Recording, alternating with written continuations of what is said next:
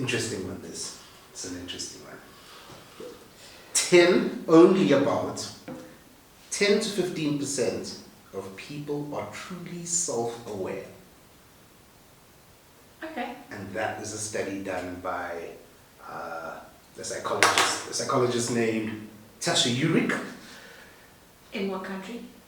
Tasha Eurich is in America. Okay.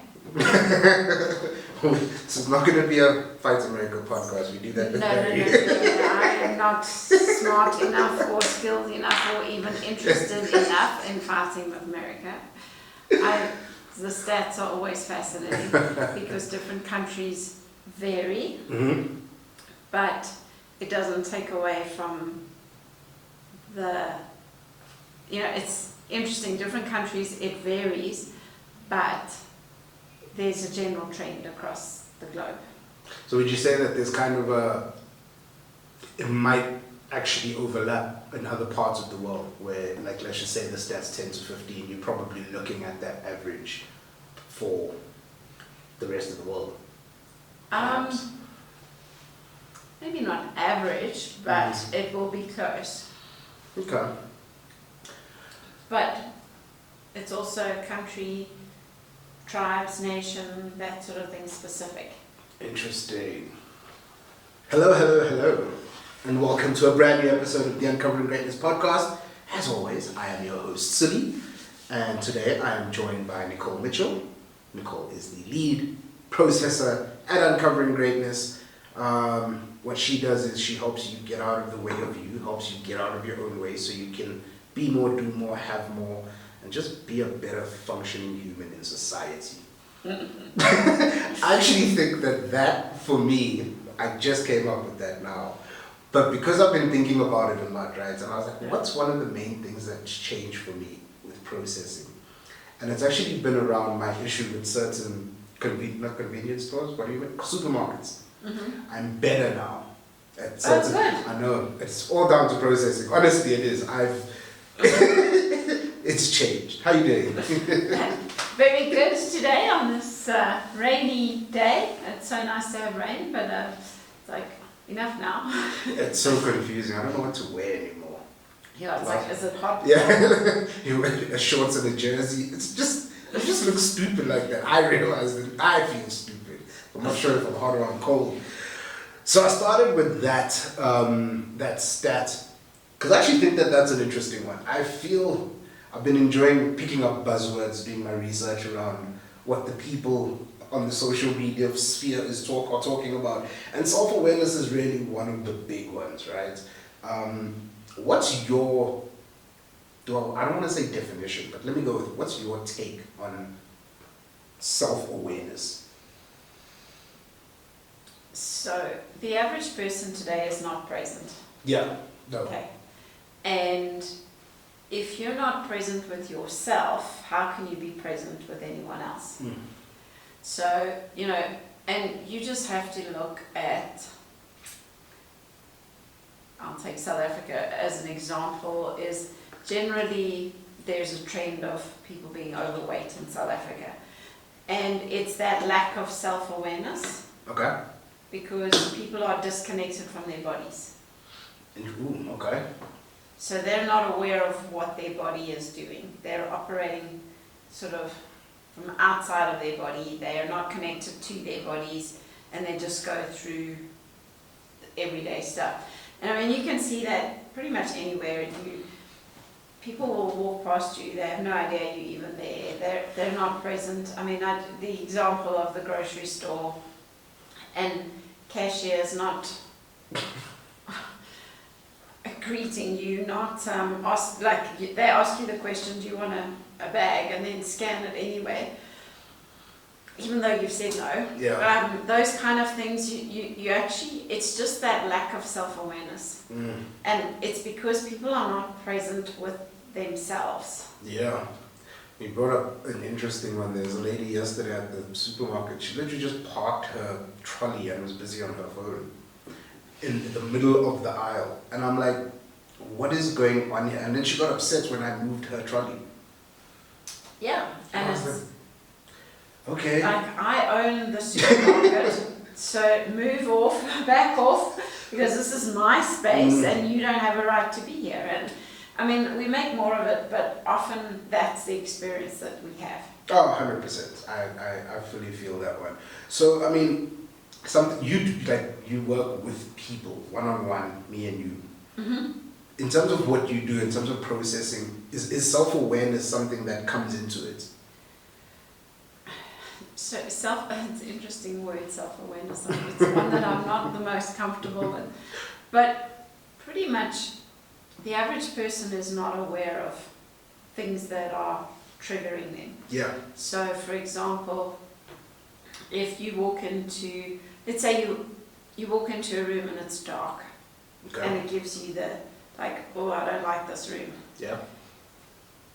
That sort of awareness, are you aware of where those thoughts come from, where those feelings come from?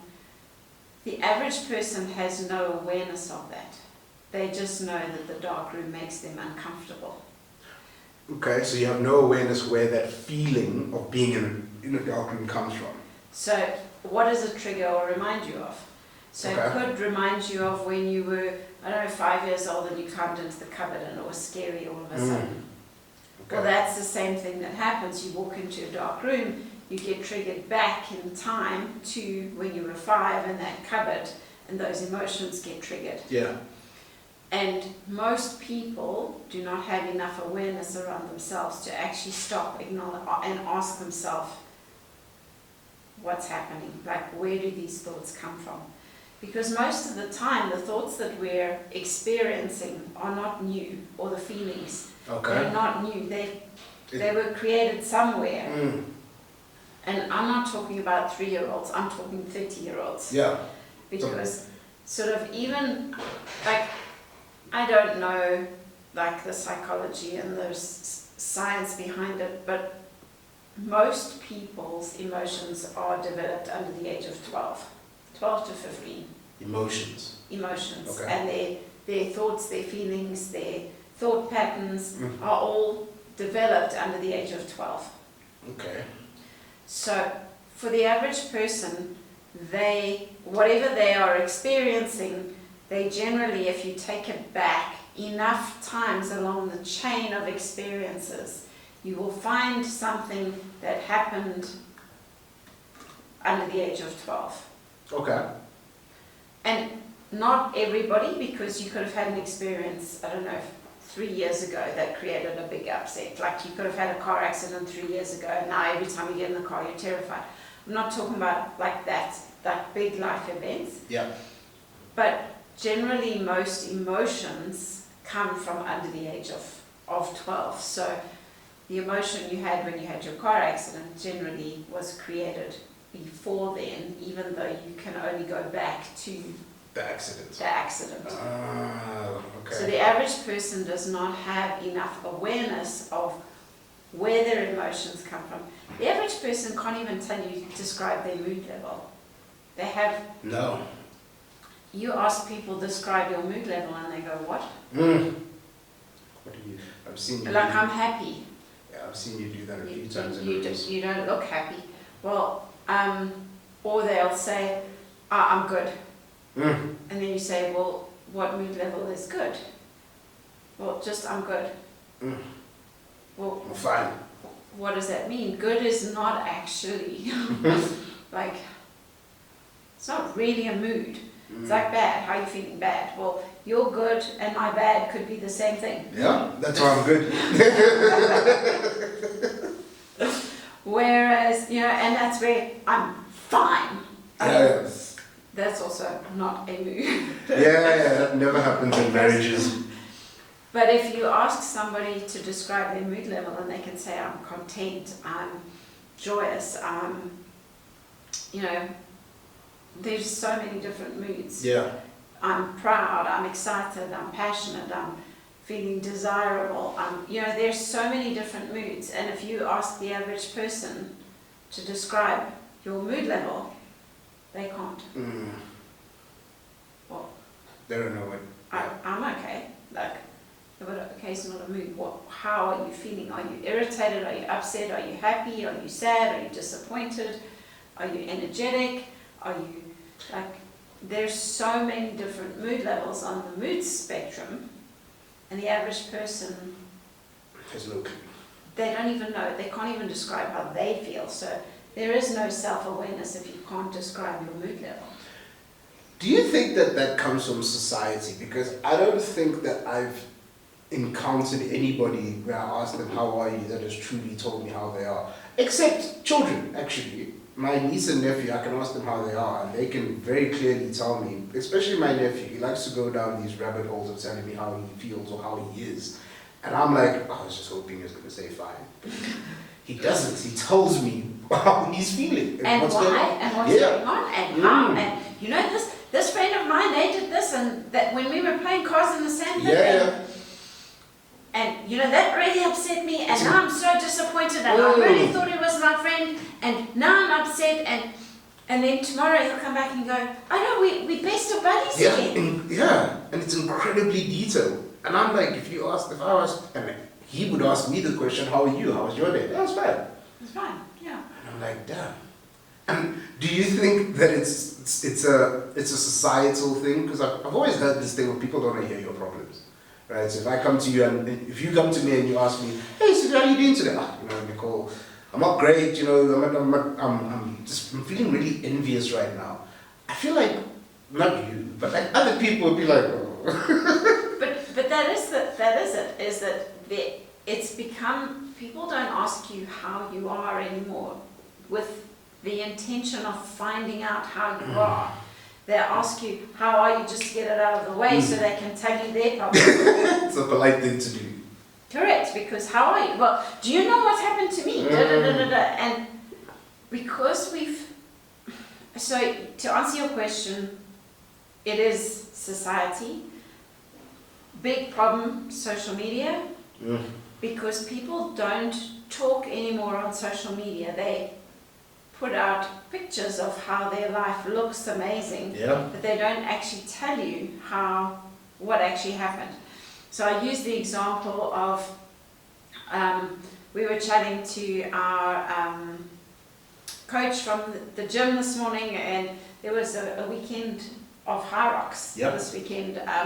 It's an 8-kilometer race where you have every kilometer you have to do certain stations, but you know, we saw him at the race and I saw him doing the event, and so he looked great when I saw him, and it looked like everything was going fine. And this morning, and posted on social media, did High Rocks. So then I asked him how to go. And he starts telling us about how he's had an upset stomach and he was taking Valium, and how he landed up climbing over the balustrade to run to the bathroom, then came back and like that is not on social media anymore. Like things like that, people don't talk about that. People don't tell you the things that went wrong. They don't tell you. Like, even in terms of going to do the High Rocks, I was so anxious and so, like, my heart rate went through the roof before I even started. And they don't tell you those things. They just post all these wonderful pictures of, look how much fun we had. And so what happens is, society, social media, all those things have created this expectation that it's not okay to express how you feel. Don't show me the journey. I just want to see the destination. I just want to see what it looks like. Like how great it looks. I don't have time to read your problem. It's just unnecessary, and it is a crazy thing, because I mean, I think for me that's also kind of become it's like one of the reasons. So for example, I pushed Barry again to post what he's actually doing on social media. Because what he started doing was just posting when he's going to flying here, flying there. And I'm like, okay, for the average person, somebody who doesn't know you would look at that and go, wow, this guy's living the life. He flies everywhere, it's so amazing. But there's a journey, right? There's a lot that goes into those types of things. And for me, now that he's starting to post again about his workouts and this and the struggles and this and that and the other, you kind of get to see a little bit more of a human, right? And I think that's what we've done with social media, is we've moved away from being human into these, look at me, androids. I take social media influencers, for example. They're always telling you how amazing all their stuff is and everything that they get and how excited they are about the product. And wow, this is so amazing. I want to know about the product that burns you. Tell me about that one. Don't tell me about the amazing one. And it's like society's gone into this whole thing of it has to be amazing, it has to be great, and people are starting to, I guess, pretend that everything's amazing. And that's why there's such a move into like mental health. Yeah. Because moods, emotions, and all of that are connected to mental health, which is connected to self-awareness. And if you are self-aware and you know what's happening with you, you will not need to go and tell everyone your problems because you're very aware of what your problems are. In the same way, if you are celebrating all your wins and getting excited about yourself, you won't need to go and tell everybody else your wins and how amazing you are. So it's important to understand when you are self-aware and what is happening with you, you are then in a position to listen to somebody else or to be aware of where other people are because you know where you are. And not take their wins as a loss for you. Correct. Right? Because I think that's something that a lot of people don't share their wins. Let me rephrase that. Most people actually don't, they don't share their wins anymore because they may have shared a win with somebody once. And I'll speak from my personal experience. I've done it before, where I share what I believe is a big win to somebody, right? A big win for me. So I processed 3 times this month. I'm used to doing it once a month. I processed 3 times. I'll say that to somebody who's, let's just say, who also processes, and their response is, how can I process 5 times? I process every week. Yeah, why are you not process? Why are you only processing 3 times? And then all of a sudden I'm like, hey, I'm not going to share my wins anymore. It's just that one thing. Now all my wins, I don't share with anyone. And you've got an ego if you're sharing your wins. And I think that, funny enough, that ties into my next question of something that I've heard you teach this, and I've been dying for you to get this one out, is you, right? Is it an acronym? I think that's the word. Acronym for you, your own universe. The world does not teach us that. The world teaches us that you must be focused on, you must help others, then you can help yourself kind of thing. But you go the other way where it's your own universe. If you're not there, explain that better than I can. So the biggest thing is it's important for you to be aware of you, for you to understand you, and for you to know who you are. To know what you're doing, who you are, what game you're playing, all the things about you. Because without you and your own universe, nothing else exists. If you don't exist, nothing else in your life will exist. And this is where it's so important for people to understand. If you look after you first, you put on your own oxygen mask, then you can help other people. And the world has moved away from that, as you should be helping everybody else first and then help yourself last. And Robert Kiyosaki even teaches, from a salary perspective, pay yourself first. Then you can pay everybody else. But, the world teaches us, no, you've got to pay the tax man and you've got to do this and you've got to do that. And so everyone becomes so focused on everybody else, their own personal battery, energy levels drain because they're pouring into everybody else, and then they are flat, and then they're looking for attention for people to fill them up instead of, and I say fill them up, energize their battery, instead of you looking after you so that you fill your own battery, you recharge your own battery, then you will have enough energy to look after everybody else. So would you say then, if I understood that correctly, so people are then, my battery is flat because I have basically went out and I've helped everybody else. You've helped everybody else, correct? I'm done. I'm now hoping that somebody else, because I helped them, is going to come and fill my battery. Correct. And more than likely, they're not going to. Or do you think it's not going to be enough because you're not actually focused on yourself at all? Okay, so I'm going to ask you the question. Can I use you as an example? Of course. So I'm here. This life and death story. Yeah. So, you spend all your time pouring into everybody else. Yeah. Where did you find yourself in December? In the hospital.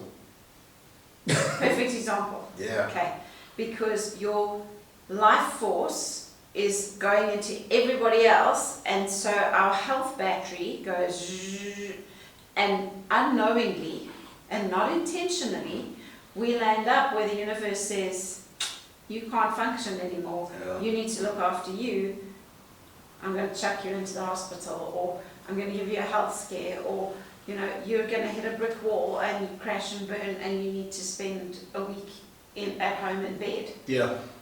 So these things are happening more than what people realize. And you just have to look at society in general and look at the medical industry.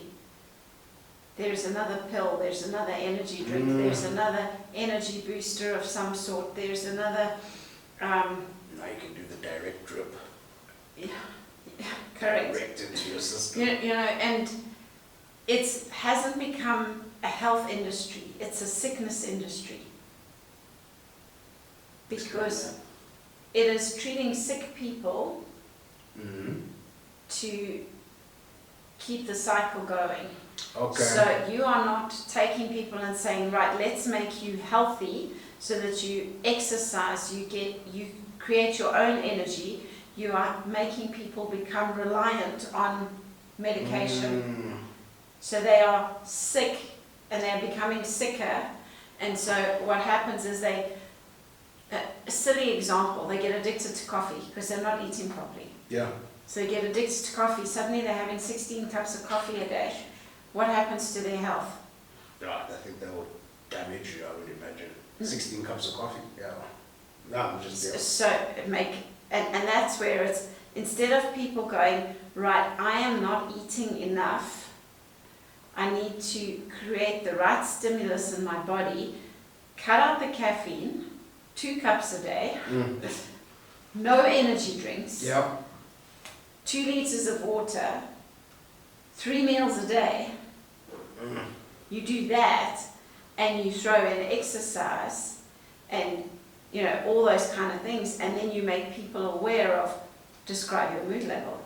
I can guarantee you that somebody that's eating 3 meals a day, 2 liters of water, and even if they're walking every day, they will process a lot better than someone that's on 16 cups of coffee and energy drinks and what have you.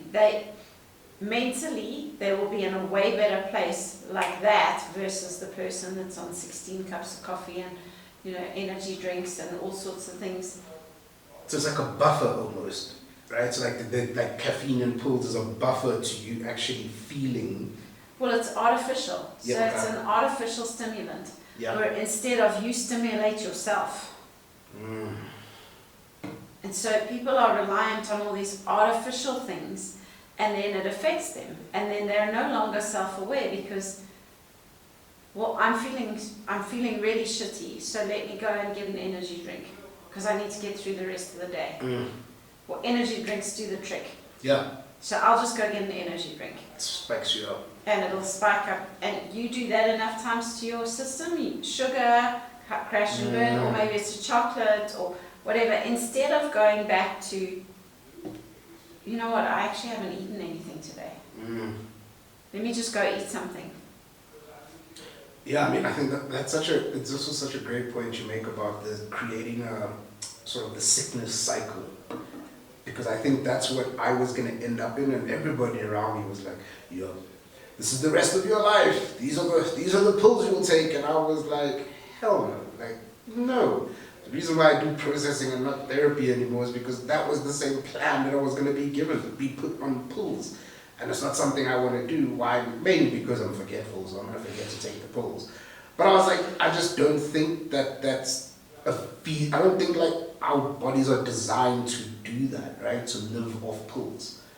And I went to just started So- working out and There's a time and a place for them, okay. but I think the average person, if all they did was exactly that, start working out and become aware and self-aware of what are you eating, what are you doing, what are your energy levels, what is your mood, just that alone, people will change their life significantly. Yeah, I mean, awareness is that awareness thing is crazy because like I feel the same right now. Like this, I feel like I've known it, but you know when you have an awareness of something, but you're like, no, it's not true.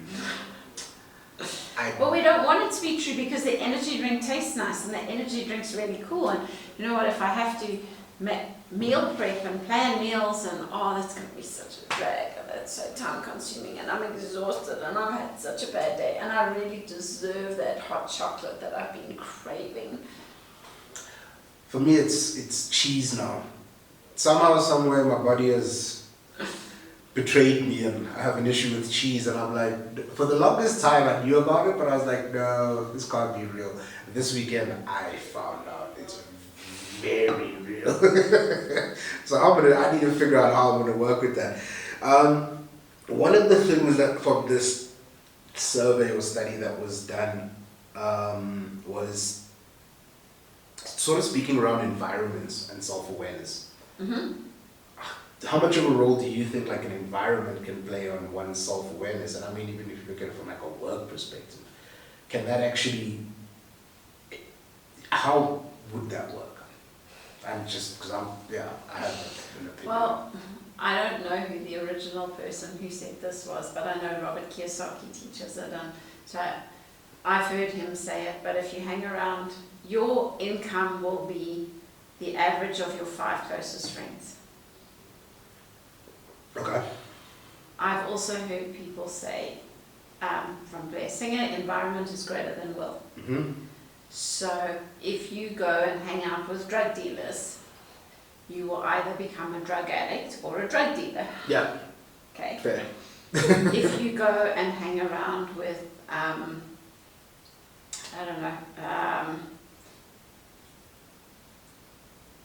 church people, for example.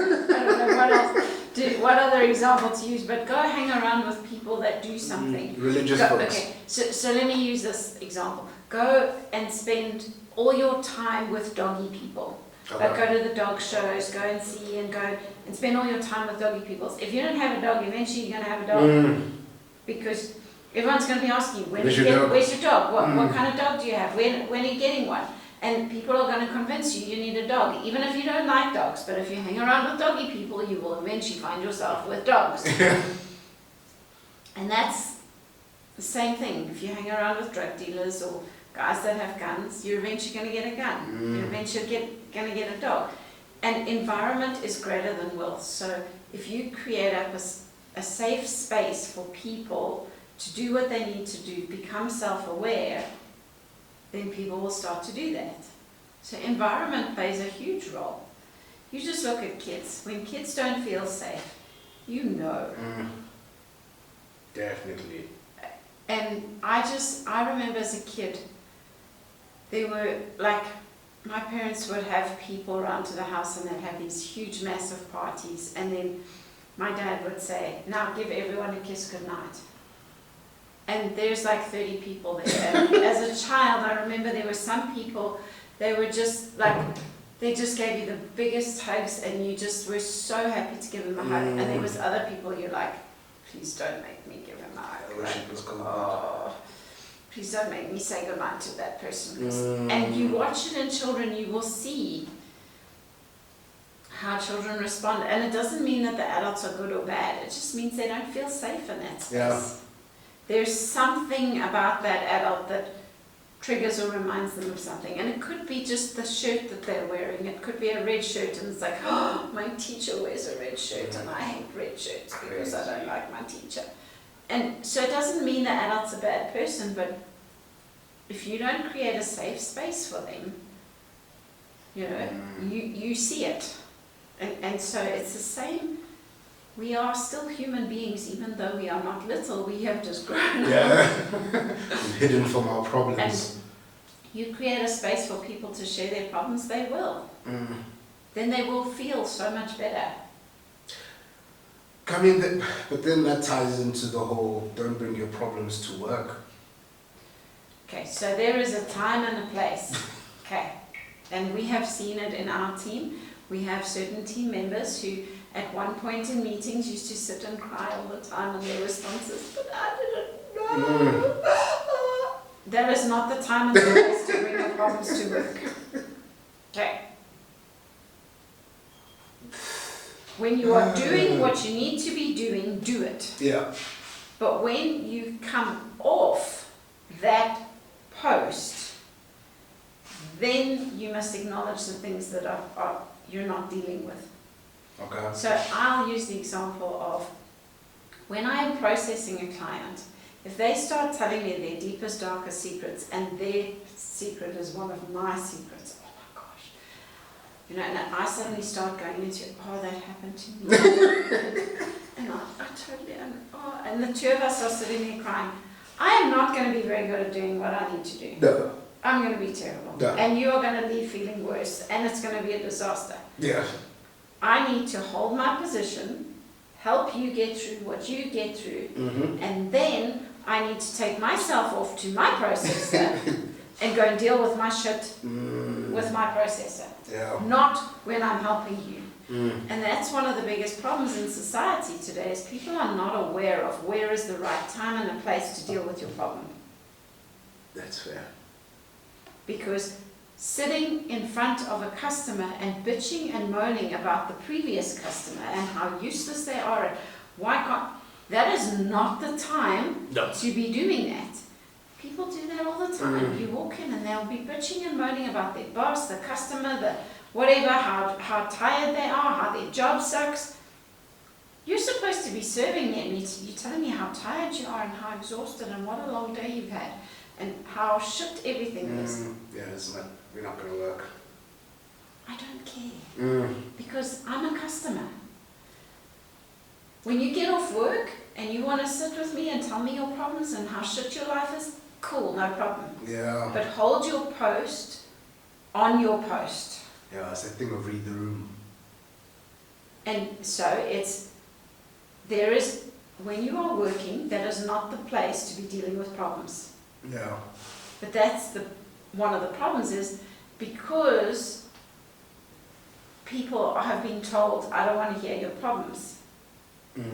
They go to work and then some random stranger will come up and then they'll dump all their problems on the random stranger because you're not going to tell me you don't want to hear my problems. No, you're going to hear it today. So you're going to hear it today because my boss sucks and I'm having the shittiest day and da-da-da-da-da. I mean, I saw it yesterday, I was laughing. I was asking this lady about a certain product and she was telling me all about how, oh, and I left that one at home because I left my brain at home and da-da-da-da. And I was sitting there, I'm like, now how do I get out of buying from you? Yeah. I really don't want to buy anything from you because you're an airhead and you're not going to remember anything. Like, I might not get my product. correct. More than likely I'm not going to because you focused on yourself. 100%. And I've like walked off and I'm like, no wonder people are struggling in terms of certain, you know, in the sales space because people don't sell. Everything you do sells. If you tell a client that you are an airhead and you're having a shitty day and you left half your products at home and what have you and you couldn't remember, what are they going to think of you? Yeah, I can't part with my money if you. Why would I buy from you if you're having a shitty day? Like, so, and that's one of the challenges is that if we go back to describe your mood level, people cannot tell you, I'm having a shitty day. Without, like, they can't say, I'm absent. Yeah. They can't describe their mood. They can't say, I'm present, I'm confident, I'm this, I'm that. They'll tell you all their issues, but they won't actually stop and inspect. What is my mood? And if I know that my mood level is absent or disconnected or something, I can change it. and go, well, what do I need to do to be present? Okay, let me look at my list of what I need to take to see this client. Yeah. Now I'm suddenly present. Okay, cool. Now I'm on the ball. I've changed everything. I've got more self-awareness. Whereas people don't actually stop and inspect something as simple as their mood. Yeah, the way you just explained that, actually, it's a simple thing. And I feel like a lot of, and I know that we, you know, at our events we speak about it a lot. The world is complicated, a lot of things. But like the way you just explained that bit of self-awareness, it's actually a simple thing. It's like, wait, what's my mood? Okay, I'm absent right now and I'm about to leave the house. I should probably get present because I've got some stuff that I need to take with me because I've got a present. And I'll actually give you a great example. Last week we had Ignite Your Sales. And I woke up, got ready, I was ready to go. And just as I was about to walk out the door, I was like, do I have everything? And I was tapping my pants to make sure I had my keys. And I looked down and I was like, I'm wearing shorts. This is not an Uncovering Greatness t-shirt. Oh, damn, we have an event today. I need to go back. And I went back inside and I changed, put on my jeans, put on my shirt. And I was like, why did that happen? Like, how did I go so absent to forget about something? And we spoke about it yesterday. We spoke about it on the Monday. And I spoke about it to Michaela before I left. I've been speaking about this, but I just went so blank that I was actually so out of myself that I wasn't paying attention to anything else except that I needed to get ready to go to work. And this is where it's so important, when you can stop and go, oh wow, look where I am. Yeah. I'm absent. Okay, I need to get present. Cool. And then you can start to shift and change, just like you said. And it's such a great example because those are the things people don't tell you. No. So that you're not going to post your shorts on social media. And then if you do, you go, oh, got dressed in the wrong thing. Yeah. That'd be great content, actually. But people will lap it up as a joke. But Yeah. and there's all these memes about it and things like that. But that happens more often than people think. Way more often. And people go, no, I wouldn't be posting, I wouldn't be looking like an idiot on social media. Exactly, yeah, it's wouldn't more want to that, look like that. You sure you want to embarrass yourself like that? Well, I feel like I'm aware enough of myself to know that I don't feel embarrassed with what I'm posting, yeah. But, and this is the difference, is because you're aware, because you shifted and changed, you go, oh, that was really silly. You know, where was my mind? Oh, my mind was actually focused on, you know, this presentation that I've got to do in 3 days' time. Or it was focused on the movie I was watching last night, or whatever it was. And then you go, oh, no wonder I'm absent. Cool, let me get present. Let me focus on what else do I need to do today. Oh, need to pack my lunch as well, because it's going to be a long day, because we've got training. Okay, let me grab my lunch. Okay, I might be 2 minutes late, but I'm prepared for my day. Yeah. As opposed to your whole day's a wreck. And I feel like people end up in that a lot, like they're actually not prepared for what they need to be doing because they're just not aware within themselves, right? And I feel like what we've done is we've also shifted it from this sort of appearance thing, so how I look, I feel, from what I'm seeing and what we've been talking about like around social media, the self-awareness thing has become so big in terms of how you look, right? So if I look good, I feel good. And I'm like, I actually don't believe that theory anymore. Because you're not a woman.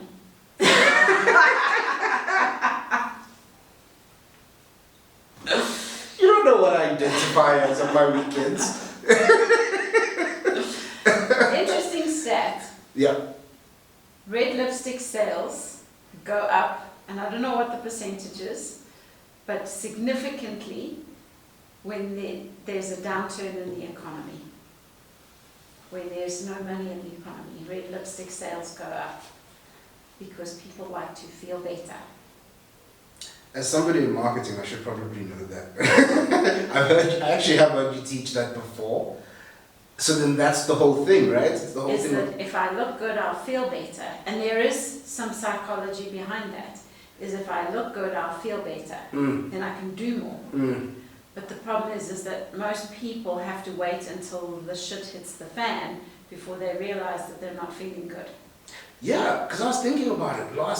The last 2 weeks, I feel like and it's crazy because I was watching it while I was editing. I just watched myself evolve into a wolf, just like not shaven, just crazy. But I felt good. I didn't feel like I looked, right? And I feel like that's the whole thing. Is like if you look scruffy, you probably feel scruffy. And I'm like, I don't think those.